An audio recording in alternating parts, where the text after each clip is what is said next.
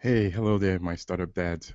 This is Joel Lewis, and I wanted to come this morning. It's 7 a.m., and I wanted to release this quick post about the how and why I decided to build Startup Dad headquarters. Really quick, I'm actually about to wake my girls up and take them over to tennis lessons and to pool lessons in a couple of minutes here. So, wanted to share with you uh, and I've gotten this question quite a bit. Like, why did I decide to build Startup Dad? Well, first things first is I had to make a decision that I wanted to build my own business. I wanted to build something of my own, and that's a very key decision to make. Once you know you're thinking about it, you're pondering on it, you're talking to people about it. Maybe you've been talking to people about it for years, but you've never really put that stake in the ground and made the final decision to build your own business.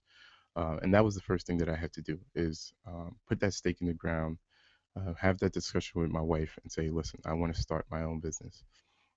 That was step one. And for whatever reason you want to start your own business, I could share with you mine in a later post, but that was the first step. Second step is, okay, where do I start? Right. So, what kind of business do I want to build? What am I passionate about? What are the things that I like to do? What's something that's going to bring in money, right? Because you have to provide for your family. Um, so, what's that thing that I could build? There's also, nowadays you have to wonder, am I going to build an actual brick and mortar business, a fitness gym, um, uh, uh, purchase a franchise or a liquor store or something like that? Or am I going to build an online business, e-commerce business, consulting business? There's so many different options out there. So for me, there was two things that happened. One, a very good friend of mine, which I've mentioned multiple times, Mike Ambassador Bruni, was kind of really the first person that kind of started talking to me about or exposing me to the whole aspect of creating my own business and kind of branching off as opposed to focusing on climbing the corporate ladder, which was my intentions at Intel. So he was kind of like the first person that kind of started talking to me about that, put me onto podcasting, started listening to different podcasts by various different entrepreneurs like Pat Flynn, John Dumas, Mike Stelzner. Um, and then I listened to another podcast by Michael Hyatt, where he was interviewing Dan Miller. And they were talking about this book that Dan Miller had came out with called The 48 Days to the Work You Love. And as they were talking about it, when I listened to the podcast, I was like, oh, I absolutely need to get this book.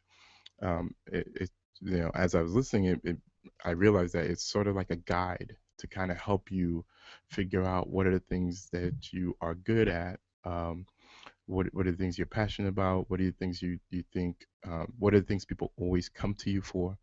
To kind of really start thinking about what kind of business you want to build. So I purchased the book, really decided to focus my time and energy into it. It took me more than 48 days, as you know, dads out there, we don't have a lot of time, so it took me more than 48 days. And it's not just a book where you just read. There's actual questions that you have to answer. There's actual reflecting about your past, and kind of figuring out all the things that you're good at, and putting them down on paper and answering those questions, and really thinking them through. So it was a process. I think inside the book, for one of the first couple pages, I put the date and time, the date that I started, which was February 20th of 2013.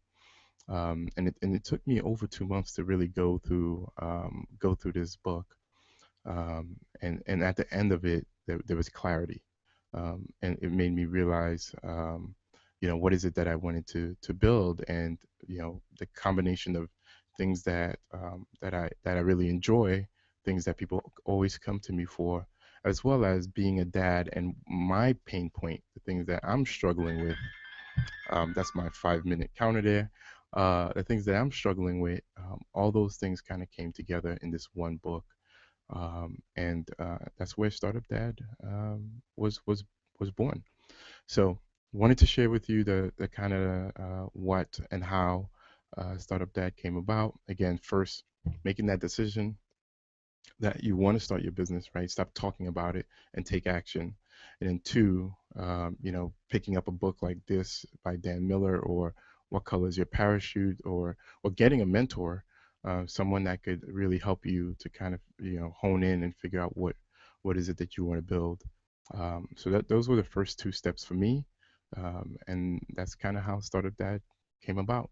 Um, so you can find out more on startupdadhq.com. I'm also on Twitter at startupdadhq and Facebook at startupdadhq as well.